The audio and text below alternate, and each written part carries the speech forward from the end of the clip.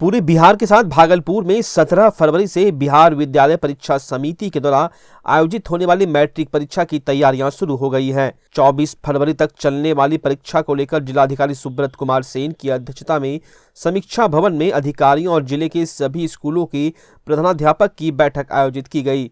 इस दौरान डीएम सुब्रत कुमार सेन ने कदाचार मुक्त और शांतिपूर्वक परीक्षा संपन्न कराए जाने को लेकर कई दिशा निर्देश भी दिए।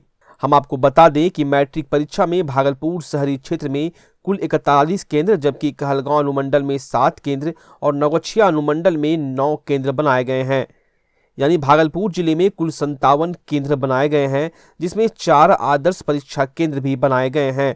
जिलाधिकारी सुब्रत कुमार सेन ने बताया कि भागलपुर जिले में जितने भी परीक्षा केंद्र हैं वहां तैयारियां पूरी कर ली गई है। परीक्षा शांतिपूर्ण माहौल में कदाचार मुक्त कराई जाएगी। उसी को लेकर के आज ब्रीफिंग थी सभी केंद्राधीक्षकों के साथ।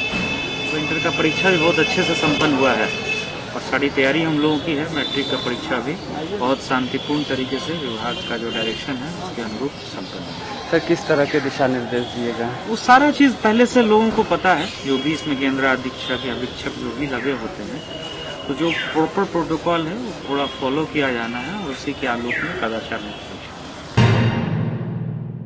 मठ मंदिरों की संपत्ति में कब्जा हटाने और गन्ना उत्पादन बढ़ाए जाने को लेकर कानून और गन्ना मंत्री प्रमोद कुमार ने अधिकारियों के साथ भागलपुर के समीक्षा भवन में बैठक की। बैठक के दौरान भागलपुर के प्रमंडलीय आयुक्त प्रेम सिंह मीना, जिलाधिकारी सुब्रत कुमार सेन, बांका डीएम सुहर्ष भगत, भागलपुर और बांका के एडीएम सहित भूमि सुधार से जुड़े सभी अधिकारी मौजूद थे।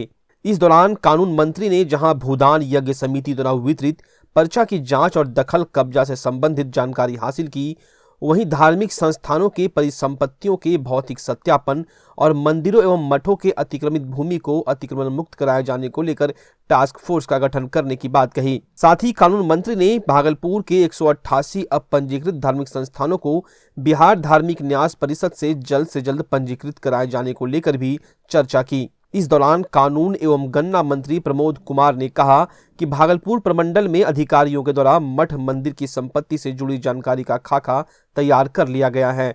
जल्द ही कब्जेदारों के कब्जे से मठ मंदिरों की संपत्तियों को मुक्त करा लिया जाएगा। साथ ही मंत्री ने गन्ना उत्पादन में वृद्धि होने की बात करते हुए कहा कि इससे इथेनॉल बनाने में भी काफी मदद मिलेगी। जगदीशपुर प्रखंड क्षेत्र अंतर्गत टेकानी स्थित माल गोदाम के श्रमिकों की पंजीकरण की शुरुआत भव्य समारोह द्वारा की गई। भागलपुर के सांसद अजय मंडल, भागलपुर की जिला परिषद अध्यक्ष टुनटुन शाह एवं गोदाम संघ के राष्ट्रीय महासचिव मनोरंजन कुमार ने संयुक्त रूप से फीता काटकर कार्यक्रम का उद्घाटन किया। बताया गया कि माल गोदाम के श्रमिकों का पंजीकरण हो जाने के बाद मजदूरों को एक तरह से मान्यता मिल जाएगी और उसकी सुख सुविधा का तत्कालिक दृष्टि से समाधान किया जाएगा। मौके पर सांसद अजय मंडल ने बताया कि श्रमिकों के लिए आवश्यक मूलभूत सुविधा आने वाले 2 महीने में पूरी कर दी जाएगी।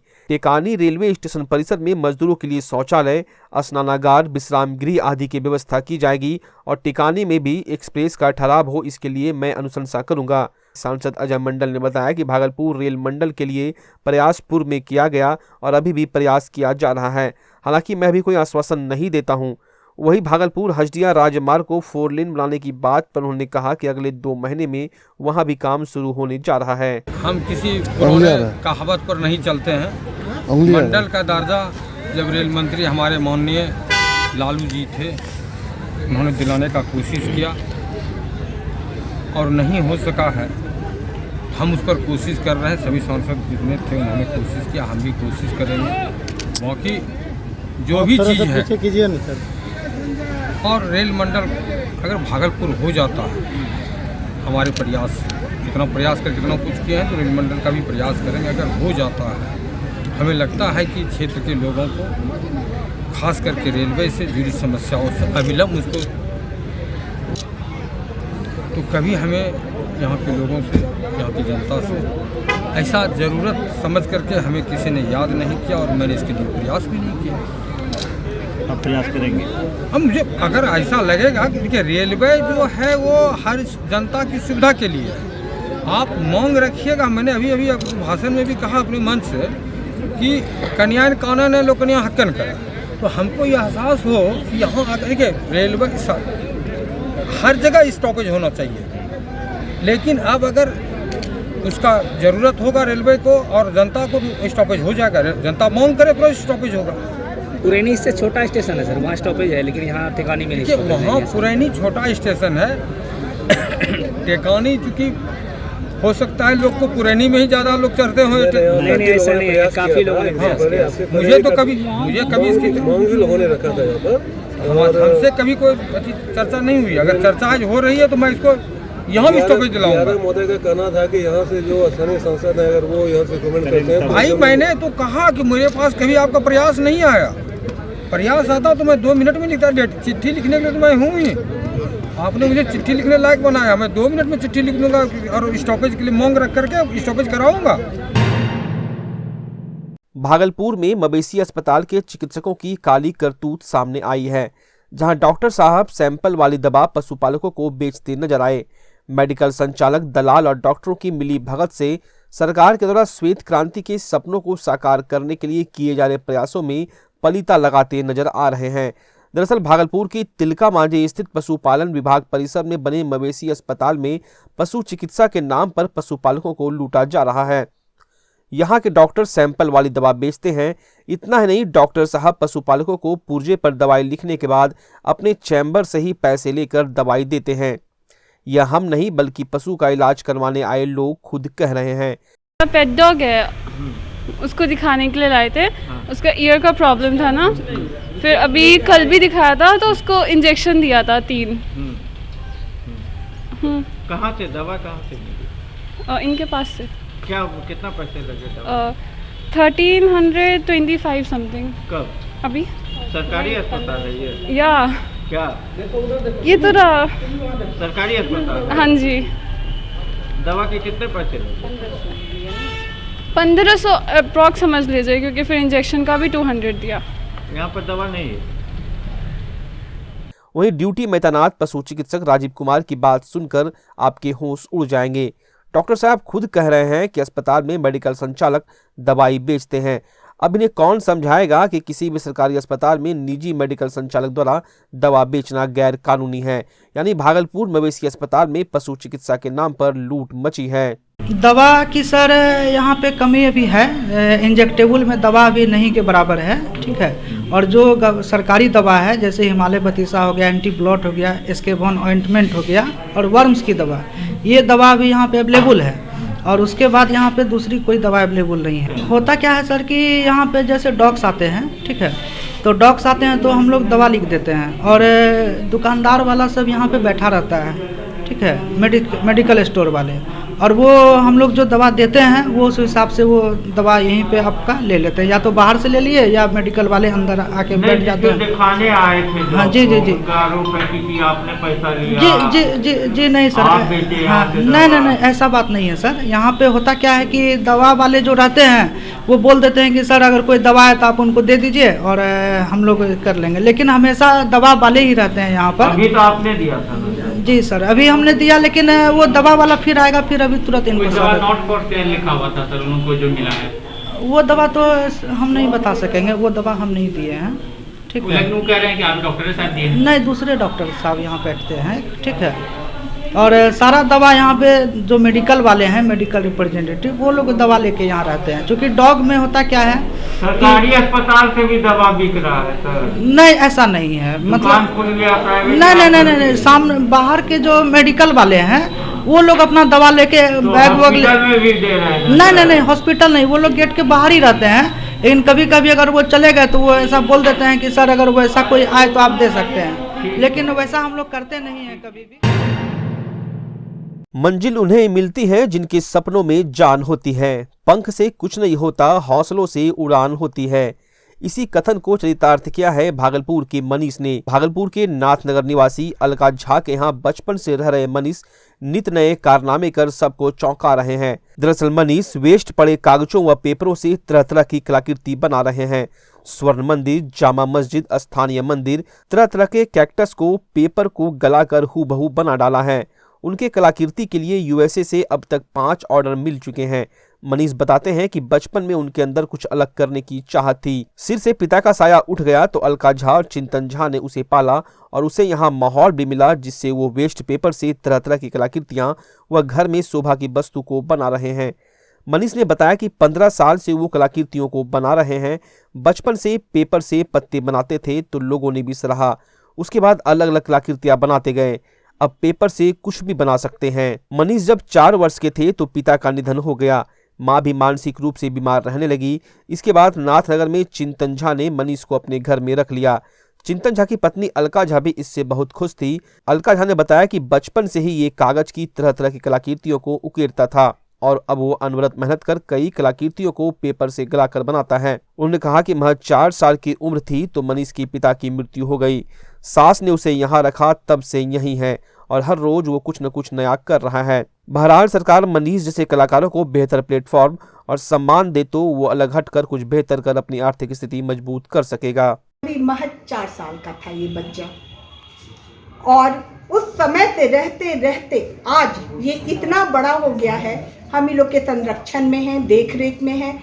मेरे हस्बैंड जो दद्दू चिंतन कुमार झा इसको काफ़ी मानते हैं, सभी कोई बहुत मानते हैं। इसका व्यवहार कर रहा है, इसका जो है बचपन से ही इसमें ये एबिलिटी थी। क्योंकि एक आप लोग देखते होंगे, आप लोग भी देखे होंगे, गांव के बच्चे घिरनी बना के झाड़ू की सिक्की में लेके दौड़ते हैं, है ना, और छोटा मोटा फूल वूल बना के कुछ कुछ सजाने का काम। तो ये करता था छोटे से, छुटपन से। जब 4 साल का था हम लोगों के पास आया था तो ये कुछ था हुनर। तो ये हाँ, और हमारे घर में जैसा कला का है बहुत ज़्यादा है। ख्याति प्राप्त है, हमारे चाचा ससुर भी थे अक्षय कुमार झा, राष्ट्रपति अवार्ड उनको मिल चुका था। तो हमारे घर में रह के इसको और उस और बढ़ावा मिला। हम दद्दू ने हमें रखा बचपन से, तो आर्टिस्ट लोग के बीच में रहे। तो रहने के बाद थोड़ा सा होता है, किसी के में पेंटिंग आर्टिस्ट था, कोई गुलाब बनाते थे, तो मेरे में कुछ अलग करने का शौक़ चढ़ा। तो ये लोग को देख के थोड़ा सा लगा ना कि कुछ करना चाहिए मुझे भी। तो पेपर से बनाते थे कुछ कुछ, जैसे कि घिरनी बनाए, बॉन्साई बनाए, तो जैसे ये छोटे छोटे बनाते थे, मतलब ये पत्ते।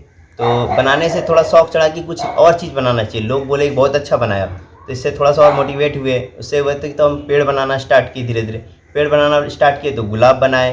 तो ऐसे करते करते आज क्या है कि आप हमको कोई भी चीज़ बोलिए पेपर का बनाने, तो हम सारा चीज़ बना देंगे पेपर से। अब कोई चीज़ ऐसा नहीं है जो हम पेपर से नहीं बना सकते। अभी एक जामा मस्जिद बनाया है, एक गोल्डन टेम्पल बनाए हैं, हनुमान जी बनाए हैं, हनुमान मंदिर बनाए हैं, शिव जी का मूर्ति बनाया है, कैक्टस बनाया है, और इसी तरह बहुत सारा चीज़ बनाया है जो आप देख सकते हैं।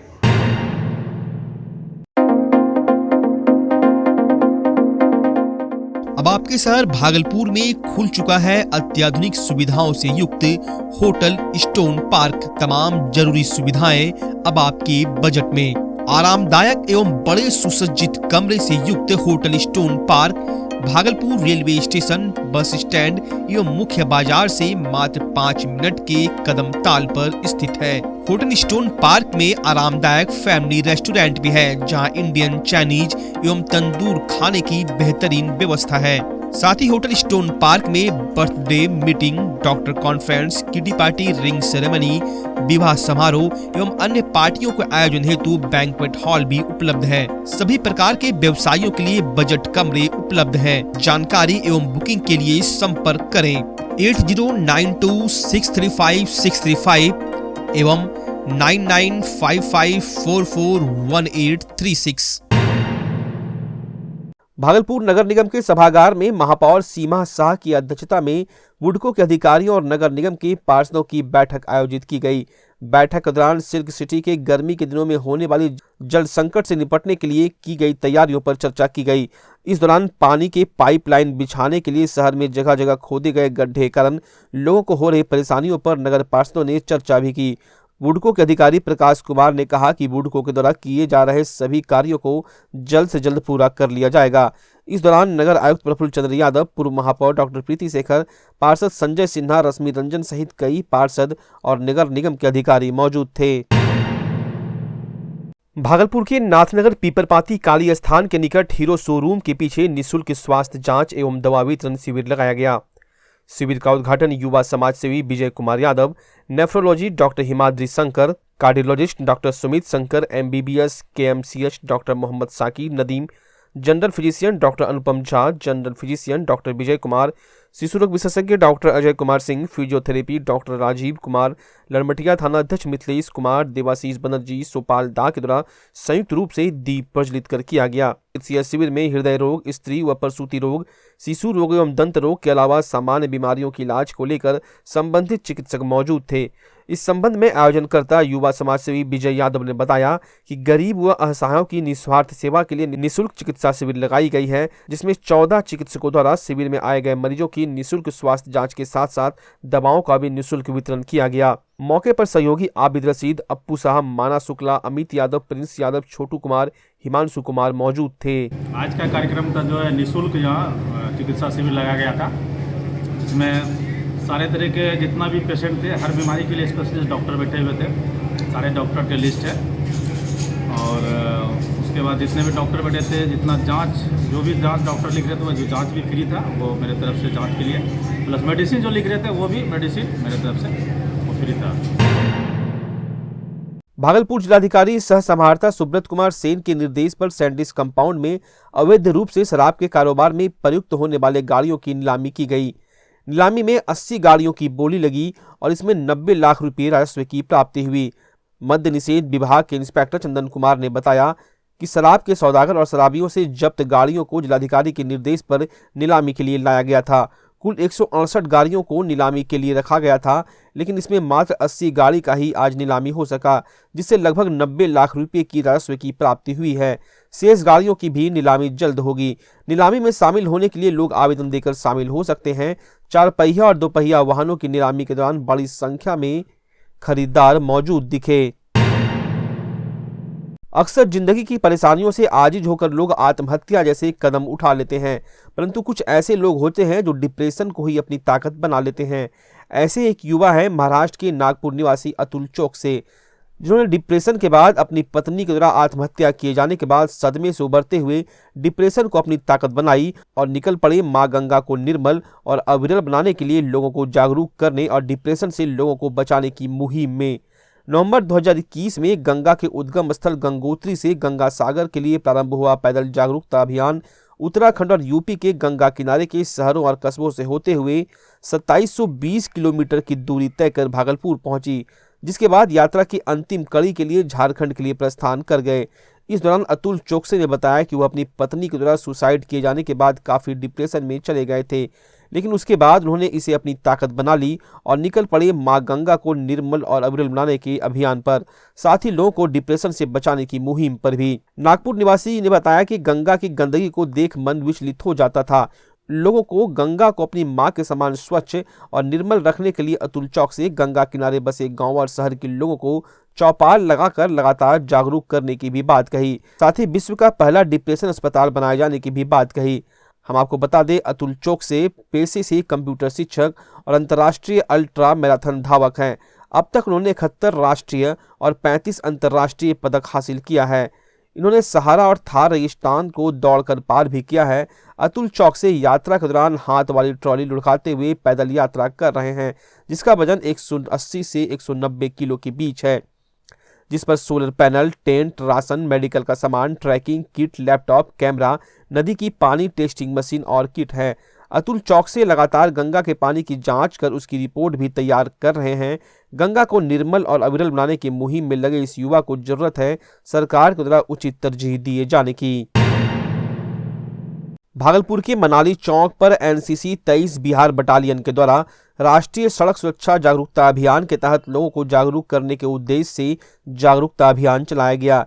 एनसीसी के कैडेट्स ने लोगों को ट्रैफिक नियमों का पालन करने, मोटरसाइकिल पर बिना हेलमेट ना चलने एवं 4 पहिया वाहन पर बिना सीट बेल्ट लगाए नहीं चलने की अपील की। साथ ही वाहन चलाते समय दुर्घटना से बचने के लिए धीमी गति से गाड़ी चलाने और वाहन चलाते वक्त मोबाइल का प्रयोग नहीं करने की बात भी कही। एनसीसी के अधिकारी राजेश नंदन ने कहा, हम लोगों का लक्ष्य है सड़क दुर्घटना कम से कम हो और भागलपुर में जाम की समस्या खत्म हो। कार्यक्रम में सृष्टि स्वराज, मोनी, चांदनी, लूसी, राहुल यादव के साथ विवेक, कृष्णानंदन सहित कई एनसीसी कैडेट्स मौजूद थे। भागलपुर के सुल्तानगंज के पवित्र उत्तरवाहिनी गंगा तट पर माघी पूर्णिमा को गंगा स्नान एवं पूजा करने के लिए उमड़ने वाले संभावित श्रद्धालुओं की भीड़ को देखते हुए सुल्तानगंज नगर परिषद द्वारा अजगैबीनाथ गंगा घाटों पर बैरिकेडिंग एवं साफ सफाई युद्ध स्तर पर कराया गया। सफाई निरीक्षक दिलीप कुमार दुबे ने बताया कि जिला प्रशासन के निर्देश पर कार्यपालक पदाधिकारी अभिनव कुमार की पहल पर अजगैबीनाथ गंगा घाटों पर बैरिकेडिंग, महिलाओं के लिए चेंजिंग रूम और स्नान करने के दौरान किसी अनहोनी की आशंका से निपटने के लिए गंगा नदी में एसडीआरएफ की टीम और नाव की व्यवस्था की गई है। वहीं थानाध्यक्ष लाल बहादुर के नेतृत्व में श्रद्धालुओं और कांवड़ियों के लिए सुरक्षा के पुख्ता इंतजाम को लेकर जगह जगह पुलिस बलों की तैनाती की गई है।